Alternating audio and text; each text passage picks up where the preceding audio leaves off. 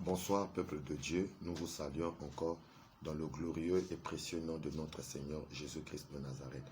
Alors, aujourd'hui, nous voici encore en face de vous à travers cette vidéo et à travers cet audio aussi pour partager la parole de Dieu avec vous. Alors, ce soir, nous voulons parler du thème de la provision du juste, le juste qui déploie son zèle pour l'Éternel.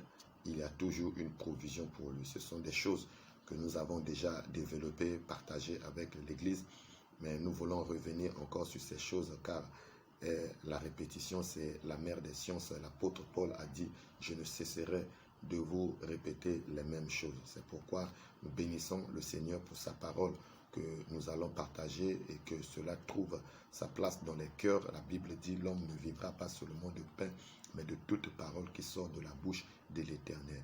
Que cette parole t'apporte la vie, la santé spirituelle et que tu continues dans ta marche chrétienne. Amen, amen, amen. Alors, donc, la provision du juste. Il y a toujours une provision pour le juste qui déploie son zèle pour l'Éternel. Donc, le juste qui se donne tout entier à Dieu, qui met son énergie à l'œuvre du Seigneur, il y a toujours une provision pour ce dernier. Le juste, c'est celui-là qui a donné sa vie à Jésus comme Seigneur et comme Sauveur personnel. Alors, donc, il est déclaré juste à cause de la justification qu'il reçoit de la part du Seigneur. Dieu lui donne, Jésus lui donne sa justice. Jésus prend ses péchés, il lui donne sa justice. Et cette justice permet à cette personne de s'approcher de Dieu en toute quiétude, en toute sérénité, en toute sûreté, en toute assurance. Alléluia. Donc, la provision du juste qui déploie son zèle pour l'Éternel. Donc, celui qui déploie son zèle pour l'Éternel, il y a toujours une provision pour lui. Cette personne-là ne manquera de rien parce qu'il met son énergie pour l'Éternel et l'Éternel, en contrepartie, prend soin de cette personne-là. C'est ça le contrat avec Dieu. Tu t'occupes des affaires du Père et le Père s'occupe de tes affaires. Alors, celui qui s'occupe des affaires du Père, celui qui déploie son énergie, son zèle et pour l'Éternel des armées, alors l'Éternel, en contrepartie aussi, déploiera son zèle pour lui en pourvoyant miraculeusement à tous ses besoins selon la richesse de son amour. Alors, nous sommes dans le livre de 1 Roi au chapitre 17. Alors, nous allons lire le premier verset. Notre message concerne tout ce chapitre 17 et bien d'autres passages que nous allons aussi voir dans cet enseignement. Alors, nous sommes dans 1 Roi chapitre 17, le verset 1er. Et Élie, le Tishbite, d'entre les habitants de Galade, dit à Akab, l'Éternel, le Dieu d'Israël, devant qui je me tiens est vivant, qu'il n'y aura ces années-ci ni rosée ni pluie, sinon à ma parole. Alléluia. Alors, nous allons situer le contexte de ce passage-là. Nous sommes à une époque où le royaume d'Israël est divisé en deux royaumes. Et après la mort du roi Salomon, son fils Roboam a succédé à son trône. Mais quand Roboam a succédé au trône, les gens ne se sont pas entendus parce que le règne de son père Salomon, c'était un règne de construction où Salomon a bâti le pays. C'était un règne de paix, mais les gens ont beaucoup travaillé, ils ont beaucoup contribué, ils ont payé des impôts pour que le pays soit bâti, pour que le pays soit construit. Alors, quand son père Salomon est mort, Roboam a pris les rênes. Les gens sont venus voir le Roboam pour dire allège notre peine car le travail que nous avons bâti au temps de ton père, c'était un travail dur, nous avons contribué, Dieu, nous avons payé du lourd tribut, alors allège notre peine. Mais Roboam, qui a essayé de glaner des conseils auprès des vieux et auprès de ceux de sa génération, finalement, il a écouté les conseils de sa génération. Les vieux lui ont dit, ton père, le règne de ton père, c'était un règne de Dieu, travaux, allège un peu la souffrance du peuple. Mais les jeunes ont dit non, a durci encore de plus belle pour que on sache que tu es un roi qui n'est pas faible, un roi fort. Finalement, quand Roboam se range du côté des conseils de ceux de sa génération, des jeunes, alors les gens sont partis et ce jour-là, il y a eu division du royaume. Il y a eu des gens qui se sont ralliés à Jéroboam, qui était l'un des opposants du roi Salomon, qui avait fui en Égypte Et quand il a appris la mort du roi Salomon, Jéroboam a fait son retour en Israël. Et en revenant, il a rencontré le prophète Asija, qui lui avait son manteau. Il a déchiré cela en 12 morceaux et il lui a donné 10 morceaux. Il lui a dit: ainsi parle l'Éternel des armées, tu régneras sur les 10 tribus d'Israël. C'est alors que le royaume était divisé. Et ce sont des choses que Dieu avait déjà prévues, parce que même au temps du roi Salomon, il y a eu des choses que le roi a eu à faire que l'Éternel n'avait pas à griller cela. Et Dieu avait dit qu'il y aura schisme du royaume, il y aura division du royaume. Et Roboam, et plutôt Salomon, s'est en allé en paix, parce que ces choses devaient arriver après sa mort. Alors, Roboam a régné sur le royaume du nord, qui comportait les 10 tribus. Plutôt, Jéroboam a régné sur le royaume du nord, qui avait pour capitale Samarie, et sur les 10 tribus. Et Roboam, le fils de Salomon, est resté sur les deux autres tribus, c'est-à-dire la tribu de Juda et la tribu de Benjamin, à cause de David, serviteur de l'Éternel, parce que Dieu avait fait la promesse à David qu'il ne manquera pas de successeur sur ton trône. Alléluia. Alors, donc, nous sommes à cette époque où le royaume est divisé en deux. Donc, au sud, le royaume de Juda, c'était la capitale, c'était Jérusalem. Alors, Élie était prophète du royaume du nord. Il a exercé son ministère durant le règne du roi Akab et de son fils Akazia. Alors, son nom, qui signifie l'Éternel est mon Dieu. Donc, Élie veut dire l'Éternel est mon Dieu. Donc, son nom signifie l'Éternel est mon Dieu, ou encore c'est l'Éternel qui est Dieu. Alors, représente la conviction inébranlable que Élie avait dans sa vie. Et vous voyez que son ministère, c'était un ministère où il devait prouver au peuple de Dieu que c'est l'Éternel qui est Dieu. Alors, son ministère était centré sur quoi? Son ministère était centré sur le conflit qui opposait le culte de l'Éternel à celui de Baal. Alors, la mission du prophète Élie était de faire prendre conscience aux enfants d'Israël de leur apostasie et de les faire revenir au Dieu d'Israël. Alors, 1 Roi chapitre 18, verset 21, vous allez voir le verset 21, la Bible dit, et il s'étendit sur l'endroit 3 fois, et il cria l'Éternel, et dit: Éternel mon Dieu, fais revenir, je te prie, l'âme de cet enfant. Plutôt, là j'ai lu le chapitre 17, plutôt je voulais lire le chapitre 18, le verset 21 et le verset 36 à 37. 1 Roi chapitre 18, verset 21. Verset 21. Alors Élie s'approcha de tout le peuple et dit: jusqu'à quand boiterez-vous des deux côtés? Si l'Éternel est Dieu, allez après lui. Si c'est Baal, allez après lui. Le peuple ne lui répondit rien. Vous voyez que ici, Élie était venu montrer au peuple que c'est l'Éternel qui est Dieu. Donc le peuple était clopant entre l'Éternel et Baal. Alors, Élie leur dit que si c'est l'Éternel qui est Dieu, allez vers l'Éternel. Mais si c'est Baal qui est Dieu, allez vers Baal. Alléluia. Verset 36 à 37. Là-bas, nous lisons 36 à 37. Au moment de la présentation de l'offrande, Élie le prophète s'avança et dit: Éternel, Dieu d'Abraham, Dieu d'Isaac, Dieu d'Israël, que l'on sache aujourd'hui que tu es Dieu. Que l'on sache aujourd'hui que tu es Dieu en Israël, que je suis ton serviteur et que j'ai fait toutes ces choses par ta parole.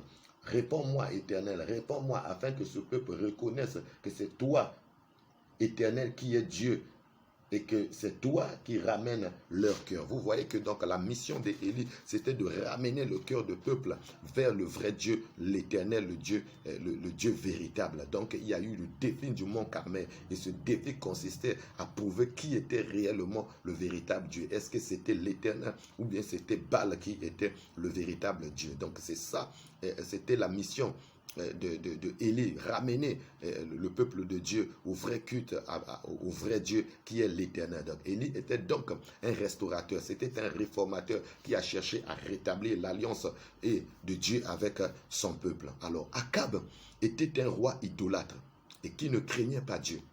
Durant tout son règne, le péché et le mal a progressivement empiré.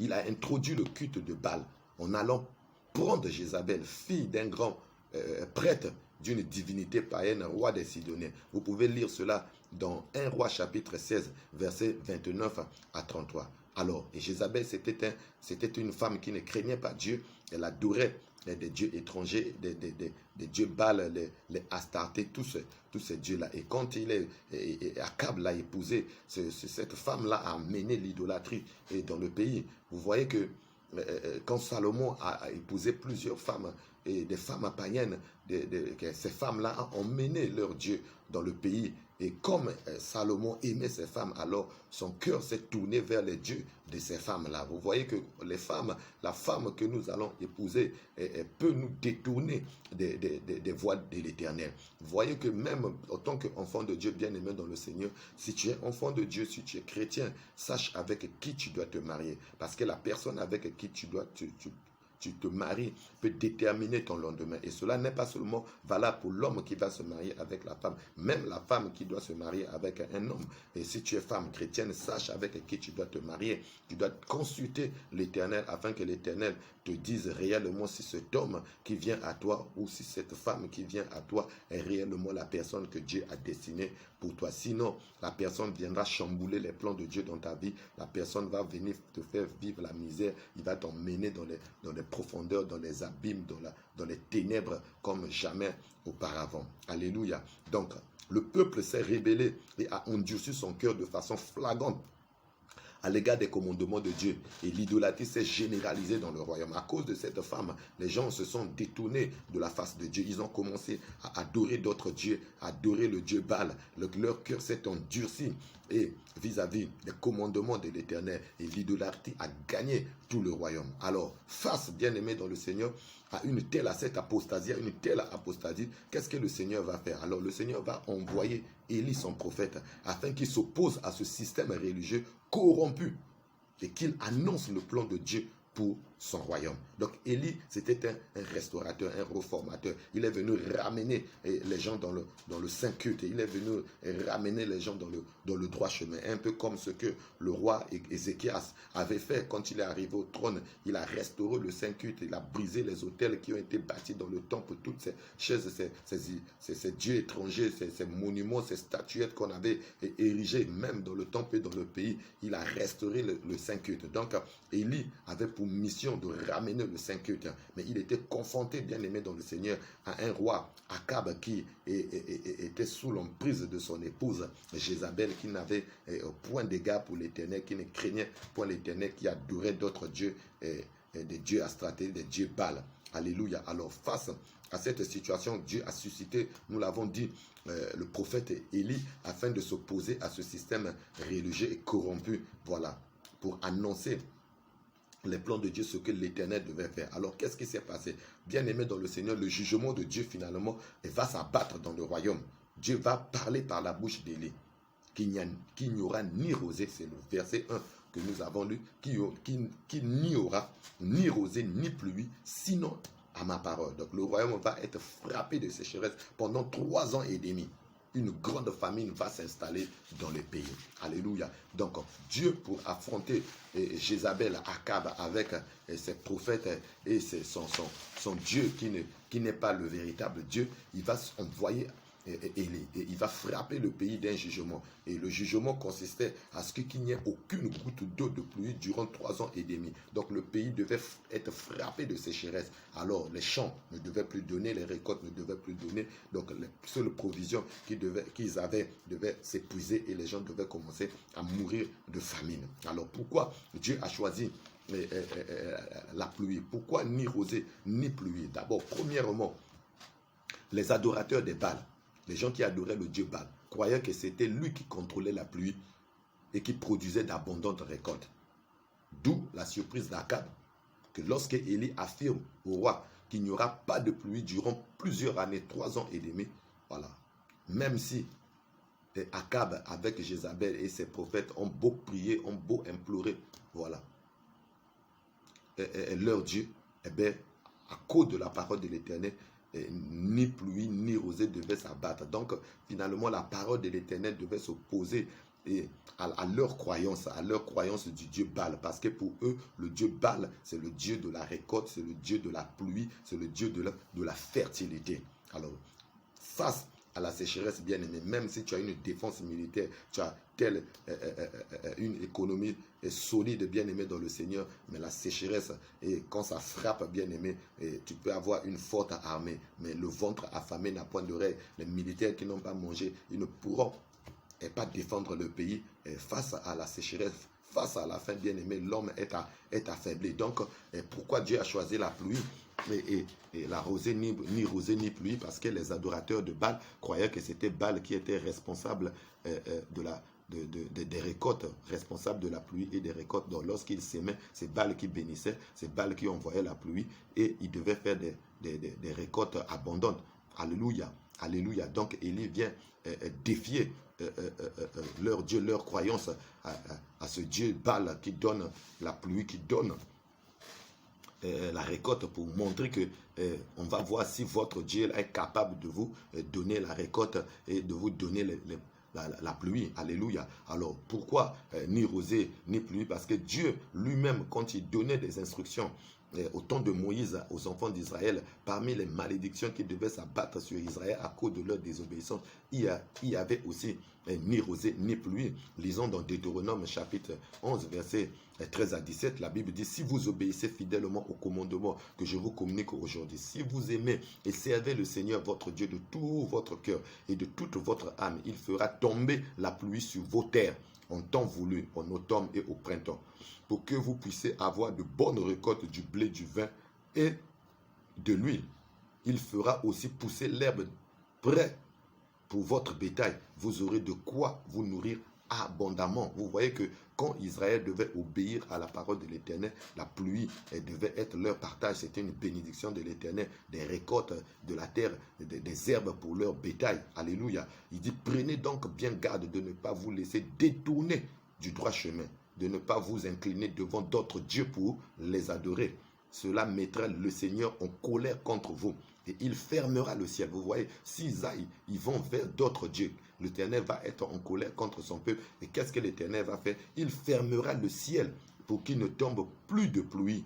La terre ne produira plus de récoltes et vous ne tarderiez pas à disparaître du bon pays que le Seigneur va vous donner. Vous voyez, donc ça c'était les instructions, les avertissements que Moïse donnait au peuple par rapport à l'obéissance ou à la désobéissance. Et comme ils avaient désobéi, ils sont allés vers d'autres dieux. Alors cette parole que Dieu avait dit par la bouche de Moïse devait s'accomplir. Donc aucune goutte d'eau, pas de pluie pour leur récolte, qu'ils périssent. Alléluia. Alors, bien aimés dans le Seigneur, ce décor que nous venons de donner par rapport au contexte de ce passage, bien aimé, n'est pas différent du monde actuel. Le monde dans lequel nous vivons n'est pas différent de ce monde-là, de temps d'Akab, bien aimé. Nous voyons comment aujourd'hui l'idolâtrie est en train de gagner le terrain. L'idolâtrie a gagné le terrain et s'est généralisée dans le monde entier, bien aimé dans le Seigneur. Aujourd'hui, il y a des églises même de Satan où l'occultisme qui se faisait en cachette ne se fait plus en cachette. Ça devient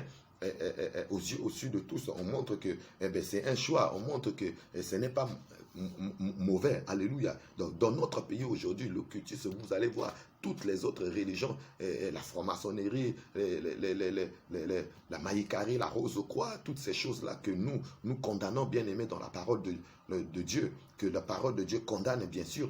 Alléluia. Donc toutes ces choses-là battent leur plein dans notre pays, et pas seulement au Congo, mais dans le monde entier, bien aimé. Regardez en Occident, bien aimé, l'immoralité qui bat son plein, les péchés de Sodome et Gomorrhe, nous le retrouvons aujourd'hui. Les hommes et les hommes se marient, mais hier, qui pouvait accepter que les hommes et les hommes puissent se marier? Et dans les années 90, l'OMS déclarait malade mental une personne qui avait une orientation sexuelle vers les hommes. Mais aujourd'hui, ce n'est plus le cas. On dit que c'est leur choix.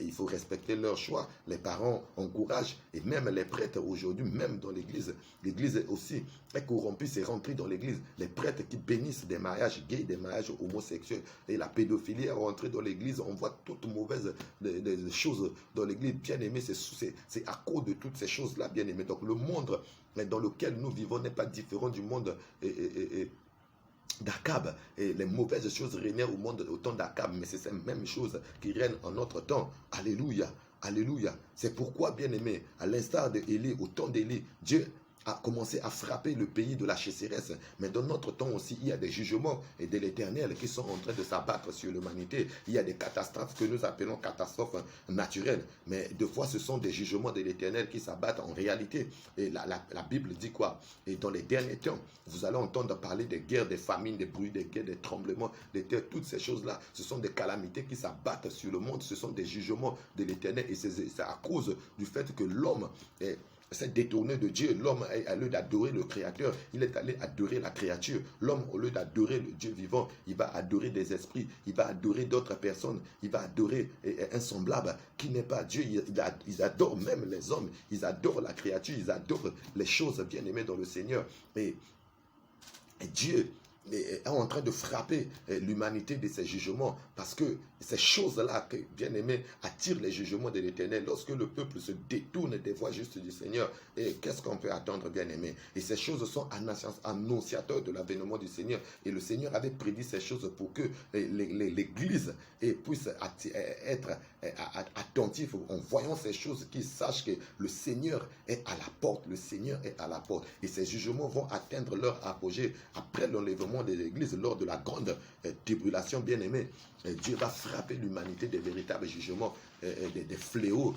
Aujourd'hui, ce que nous voyons avec le coronavirus, ce n'est rien, bien aimé. Mais il y a des choses qui vont arriver au-delà du coronavirus, qui vont emporter même le tiers de la terre, bien aimée dans le Seigneur. Ça va être des jugements de l'Éternel. Ça ne va pas être Satan. Et aujourd'hui, Dieu est en train de tendre la main à tout le monde, même le plus méchant. Dieu l'appelle à se repentir. Mais après l'enlèvement de l'Église, bien aimé, des jugements terribles vont s'abattre sur la terre. C'est pourquoi, mon frère, ma soeur, cherche Dieu, que tu ne rates pas l'enlèvement, ou que tu ne entres pas. Et si tu rates l'enlèvement et que tu entres vivant, bien aimé dans le Seigneur, pendant la grande tribulation, ça va être très, très, très, très tragique, bien aimé dans le Seigneur. Alléluia. Donc le monde dans lequel nous vivons, je l'ai dit, n'est pas différent du monde d'Akab. Les péchés du temps d'Akab, l'idolâtrie, bien aimé, qui battait son plein, qui a mené les calamités de Dieu sur le royaume d'Israël, bien aimé, ce sont les mêmes choses que nous vivons aujourd'hui dans notre monde actuel. Les calamités de Dieu aussi sont en train de s'abattre sur notre monde,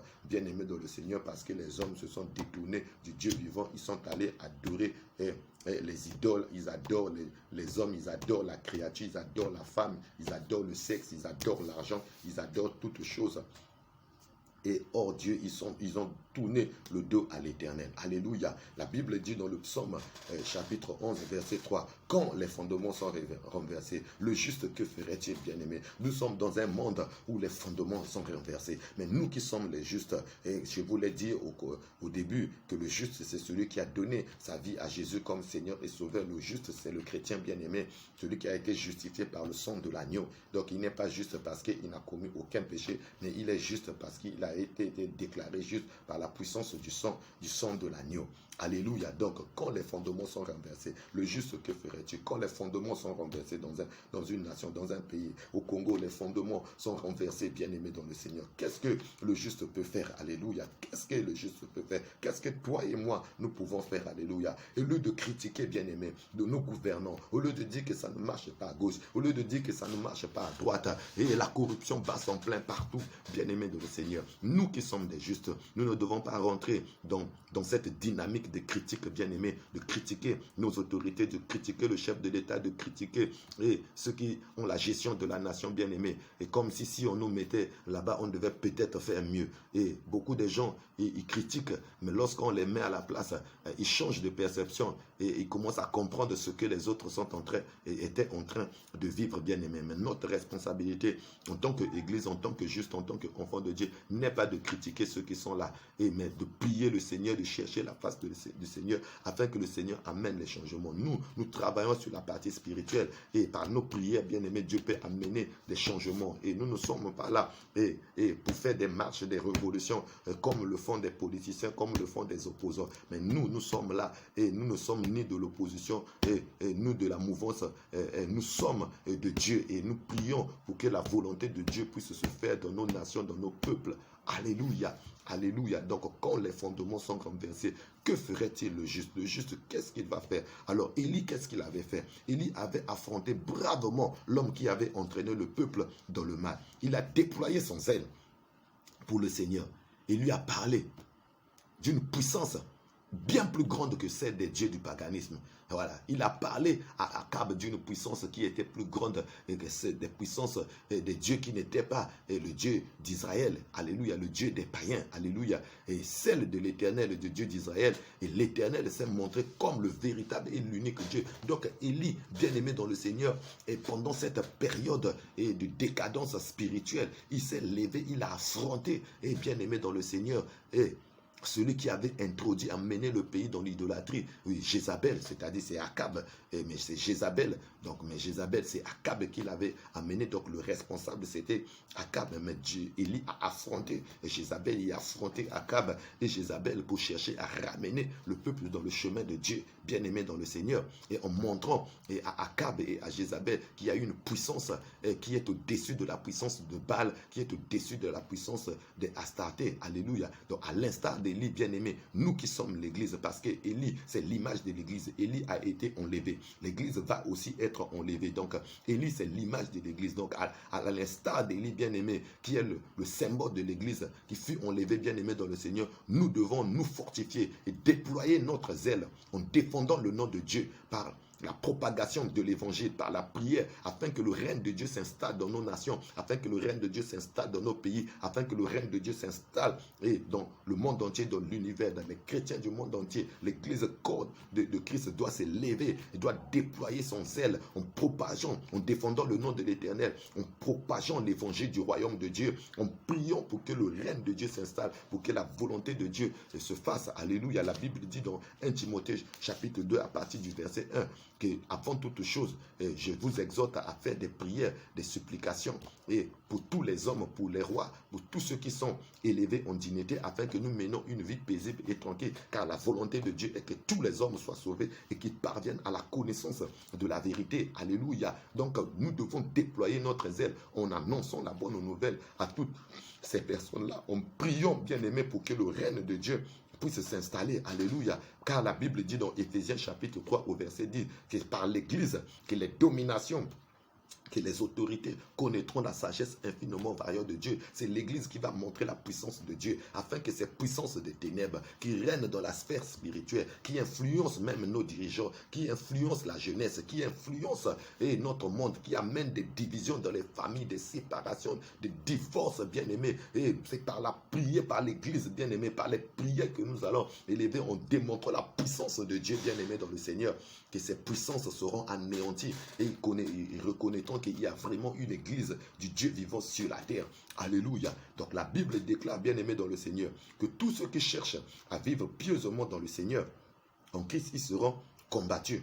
Et devant des jugements de sécheresse de Dieu, qu'est-ce qui s'est passé? Et Élie a été combattu. Alléluia. Parce qu'Élie a déployé son zèle. Il a cherché à ramener les gens dans les voies du Seigneur. En défiant même les 450 prophètes de Baal au mont Carmel. Alléluia. Et là, ce jour-là, c'était compliqué. Et le feu est descendu. Les 450 prophètes de Baal ont crié à leur Dieu. Rien ne s'est produit, bien-aimé. Et Élie, quand il a invoqué son Dieu, le feu est descendu à consumer l'autel, à consumer plutôt l'offrande qu'on avait mis sur l'autel, bien-aimé. On avait mis de l'eau, donc le feu est descendu sur l'autel et l'autel a pris feu, bien-aimé. Donc les gens ont compris que c'est l'Éternel qui était Dieu. Et ce jour-là, on a fait passer au fil de l'épée, au tranchant de l'épée, tous les 450 prophètes de Baal. Et quand Jézabel a appris cela, Jézabel s'est parti, il a dit, Élie va voir cela. Comme il a fait ça, il va voir ça. Donc, bien-aimé, il a cherché, il a déployé son zèle pour le Seigneur, il a cherché à manifester la justice de Dieu, à mener le peuple dans les voies justes du Seigneur. Et qu'est-ce qu'il a récolté? Et c'était la persécution. Et Jézabel a commencé à chercher à lui ôter la vie. Alléluia.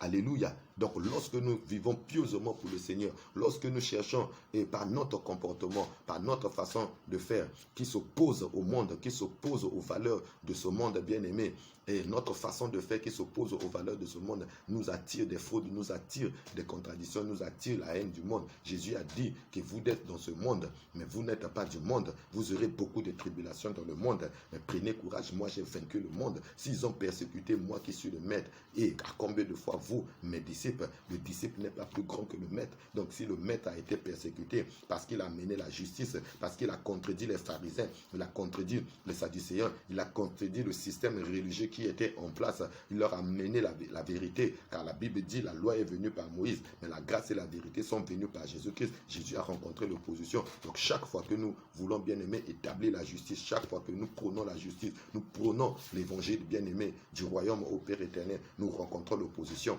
Donc à l'instar d'Élie, l'Église aussi rencontre l'opposition. La première Église a rencontré l'opposition. Quand ils parlaient de Jésus, ils annonçaient la vie. Ils ont été persécutés. Hérode s'est levé. Il a commencé à massacrer les chrétiens. Il a fait tuer Jacques. Il a arrêté l'apôtre Pierre avec l'intention de le tuer. Nulle n'était l'intervention de Dieu. Et Pierre aussi passait. Mais vous voyez, la majorité des apôtres, tous en dehors de l'apôtre Jean, tous ils sont morts pratiquement martyrs. Alléluia.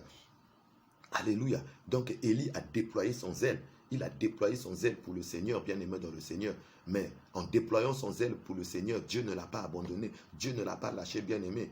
Dieu a pourvu miraculeusement aux besoins d'Élie. Alléluia. Et c'est là, bien-aimé, que nous allons commencer à voir la provision que Dieu a prévu, bien aimé dans le Seigneur, pour tous ceux-là qui déploient leur zèle pour le Seigneur. Si tu déploies ton zèle pour le Seigneur, tu te mets à prêcher la bonne nouvelle du royaume, à prier le Seigneur pour que le règne de Dieu s'installe, à chercher le royaume et la justice de Dieu. Bien aimé dans le Seigneur, je te dis, le reste sera donné par-dessus. Le reste sera donné par-dessus. Il y a une provision, il y a toujours une provision. Même s'il y a la sécheresse, même s'il y a la faim, il y a toujours une provision pour le juste qui déploie son zèle pour l'Éternel des armées. Bien aimé, ce monde, c'est un monde de faim, c'est un monde de manque, c'est un monde de disette, c'est un monde où tout nous vient au bout d'un effort, et d'un effort persévérant, bien aimé. Et si tu n'adores pas le diable, si tu ne te ranges pas du côté du diable, bien aimé, tu ne peux manger, tu ne peux boire à ta satiété. Aujourd'hui même, pour trouver un emploi décent,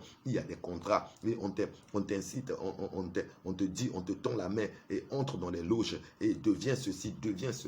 Et quand même dans une entreprise, tu commences à être ici, à avoir des postes de responsabilité, la finalité vous dit à ce niveau-là, et tu dois intégrer. Si tu n'aimes pas, on te met la pression jusqu'à te faire même renvoyer.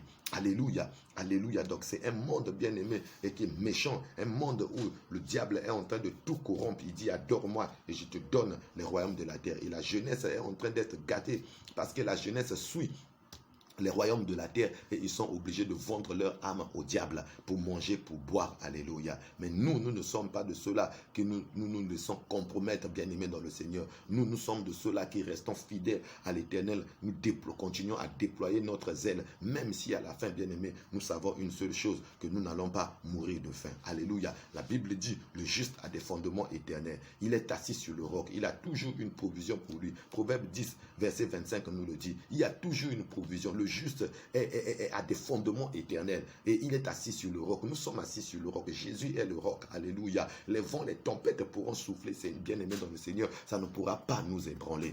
Alléluia. Alors regardez, bien-aimé. La provision, bien-aimé, est un ensemble des choses utiles et nécessaires. Une réserve et un stock. Voilà, c'est ça la provision. C'est un ensemble de choses utiles et nécessaires. C'est comme une réserve. Ce sont des stocks, bien aimés, qui nous servent à manger, qui nous servent à boire et à couvrir tous nos besoins, tout ce qui est nécessaire pour nous, bien aimés. Donc, il y a une réserve, bien aimé.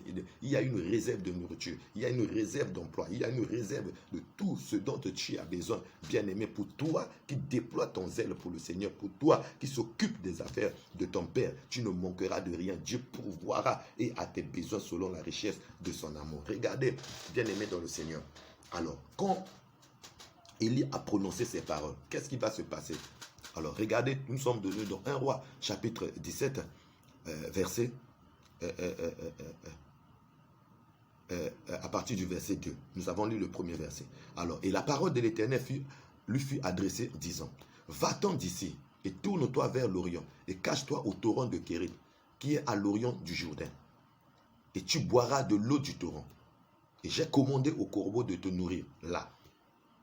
Et il s'en alla et fit selon la parole de l'Éternel. Il s'en alla et demeura au torrent de Kérit qui est à l'orient du Jourdain. Et les corbeaux lui apportaient du pain et de la chair le matin, et du pain et de la chair le soir. Et il buvait du torrent. Et au bout quelque temps, le torrent sécha car il n'y avait pas de pluie, il n'avait pas de pluie au pays. Vous voyez que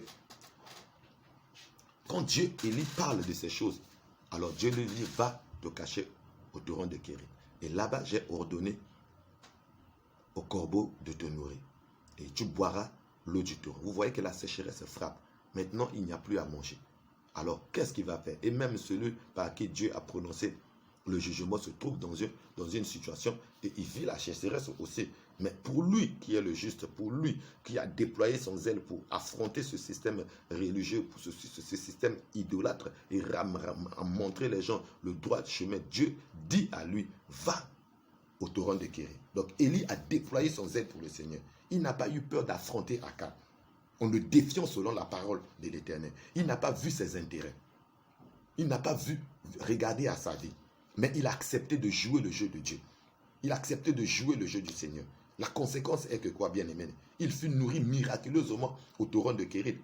Voilà. Il y a un Kérit pour toi. Tous ceux-là qui déploient leurs ailes, bien-aimés, pour le Seigneur, sachez-le qu'il y a un Kérit pour vous. Il y a un torrent de Kérit pour vous, bien-aimés. Il y a un Kérit pour tout juste, bien-aimé, dans le Seigneur, qui déploie son zèle pour le Seigneur. Kérit veut dire quoi? Kérit veut dire séparation. Kérit veut dire trancher. C'est l'endroit où Dieu fait la séparation entre celui qui porte le fardeau de Dieu et celui qui ne porte pas son fardeau. C'est l'endroit où Dieu tranche entre le juste et le méchant. C'est l'endroit où Dieu tranche dans ta situation. C'est l'endroit où Dieu fait la différence entre ceux qui le servent et ceux qui ne le servent pas. Oui, bien-aimé, Dieu fera la différence entre ceux qui le servent et ceux qui ne le servent pas. Et Kérit, c'est l'endroit de la différence. Parce que tu as déployé ton zèle pour la maison de l'Éternel, Dieu va te manifester sa miséricorde. Le psaume 25, verset 10 dit quoi? Tous les sentiers de l'Éternel sont miséricorde et fidélité. Pour ceux qui gardent son alliance et ses commandements, ceux qui gardent l'alliance de Dieu, ceux qui gardent les commandements de l'Éternel.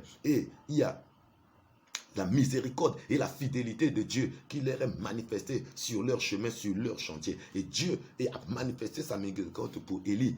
Car Élie avait gardé la parole de Dieu et il a joué le jeu de Dieu. Il s'est mis au service de Dieu. Il a obéi à la parole que l'Éternel lui avait demandé. Alléluia. Et de faire de ce que le Seigneur lui avait demandé de faire, de dire. Alléluia. À Kérit, qu'est-ce qui se passe? Élie a bu. Oui, bien aimé, tu vas boire. Alléluia. À Kérit, Élie a mangé. Toi aussi, tu vas manger. Dieu a suscité les corbeaux pour qu'il mange.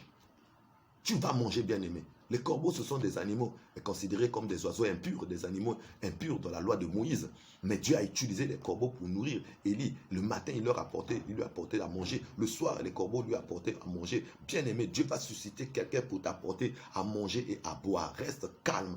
Travaille pour le Seigneur. Déploie ton zèle pour le Seigneur. Fais la volonté de Dieu. Dieu va susciter des corbeaux. Et il va susciter des gens que toi, tu ne pouvais même pas t'imaginer qu'à travers cette personne-là, que je devais avoir de quoi manger. Les voies de l'Éternel sont impénétrables. Nos voies, alléluia, sont limitées. Les voies de Dieu sont impénétrables. On ne peut pas sonder. Dieu va te surprendre. Dieu va t'étonner. Je le dis ce soir au nom de Jésus de Nazareth.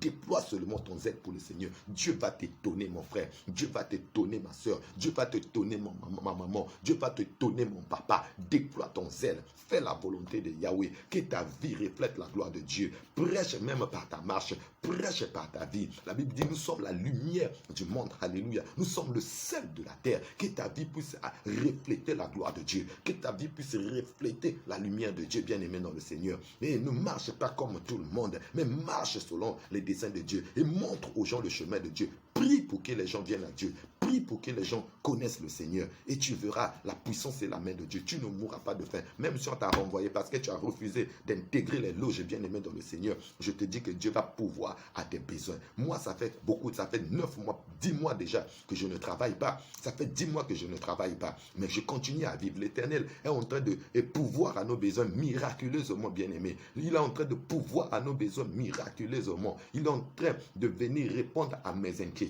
Oh, Dieu est bon. Et s'il le fait pour moi, il le fera aussi pour toi, bien-aimé dans le Seigneur. Alléluia. Il y a toujours une provision pour le juste qui déploie son zèle pour Yahweh. Quand tu déploies ton zèle pour Yahweh, quand tu te donnes tout entier pour Yahweh, quand tu te sacrifies pour Yahweh, Yahweh Yahweh ne pourra pas te laisser ainsi bien-aimé dans le Seigneur. Regardez Moïse. Moïse a déployé son zèle pour l'Éternel. Il n'a pas eu peur d'affronter le Pharaon. Moïse devait vivre, il devait succéder au Pharaon. Mais lorsqu'il avait compris son identité, Moïse a refusé d'être appelé fils de la fille de Pharaon. Il a refusé le trône. Il a vu cela que c'était éphémère, la jouissance du péché. Il a vu cela comme le compromis. Et Moïse est parti dans le désert. Et là-bas, il a rencontré l'Éternel. Et l'Éternel lui a donné une mission pour venir sortir les enfants d'Israël de la servitude de l'Égypte. Mais bien aimé, à cette époque, l'Égypte, c'est la puissance mondiale. Mais qui peut affronter le Pharaon était considéré comme un dieu, mais Moïse a déployé son zèle. Alléluia. Il a affronté le Pharaon. Il a porté le fardeau de Dieu en vue de la délivrance du peuple. Mais la conséquence était quoi, bien aimé? Mais Dieu ne l'a pas abandonné. Dieu a pourvu miraculeusement à leurs besoins. Ils sont sortis de l'Égypte. Dieu les a conduits pendant 40 ans dans le désert, mais il leur a donné à manger. Il leur a donné à boire. La Bible dit leurs vêtements n'étaient pas point usés, leurs chaussures n'étaient point, plutôt leurs chaussures n'étaient point usées et leurs vêtements n'étaient pas déchirés, bien aimés. Et c'est ça la provision divine. C'est ça la provision divine. Les chaussures point usées, les vêtements point déchirés. Quand l'eau a manqué et Dieu a fait sortir l'eau du rocher. Quand le pain a manqué et il a fait pleuvoir la caille et la manne. Alléluia. Donc quand l'eau a manqué, Dieu a fait le miracle. Alléluia. Deutéronome chapitre 29 verset 5. Lisez cela, bien aimé dans le Seigneur. Leurs vêtements. Donc je me dis que les enfants, ils avaient des vêtements. Les vêtements n'étaient point usés, mais plutôt déchirés. Donc ils ont déambulé pendant 40 ans dans le désert. Aïe, quel miracle. Alléluia. Alléluia. Et Dieu déploiera. Déploie ton zèle pour le Seigneur et Dieu pourvoira aussi à tes besoins miraculeusement. Alléluia. Alléluia. Il y a toujours une provision pour le juste. Le juste qui déploie son zèle pour l'Éternel, Dieu ne va jamais l'abandonner. Déploie ton zèle pour l'Éternel, bien-aimé. Commence à prier pour le salut des âmes. Commence à prier pour le salut des âmes. Commence à ébranler les puissances de ténèbres qui tiennent cette nation captive. Ces puissances de ténèbres qui tiennent cette nation de la pauvreté. Regardez toutes les richesses que nous avons et qui tiennent cette économie au plus bas niveau de l'échelle. Bien-aimé, commence à briser les puissances de ténèbres. Commence à lier ces esprits, à renverser cette domination qui règne dans la sphère spirituelle.